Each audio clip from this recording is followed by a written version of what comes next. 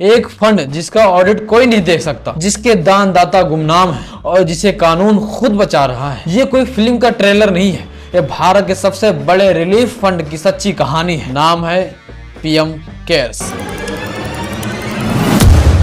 27 मार्च 2020 रात की उस खामोशी में जब पूरा देश घरों में बंद था, एक ऐलान हुआ, एक फंड बनेगा, पैसा जुटेगा महामारी से लड़ने के लिए, और नाम रखा गया prime minister citizen assistance and relief in emergency situation fund, short में कह सकते हैं पीएम केयर्स। लोगों ने भरोसा किया, बॉलीवुड सितारों से लेकर रिटायर्ड प्रोफेसर तक सबने जेब खोल दी और कुछ ही महीनों में फंड की कीमत 1 अरब से भी ज्यादा हो गई। लेकिन जुलाई आते आते चमक में पहली बार दरार पड़ी। दुनिया की सबसे बड़ी न्यूज एजेंसियों में से एक ने एक सीधा सवाल पूछा, पैसा किसने दिया और कितना दिया? तो जवाब आया एक शब्द में, डिनाइड।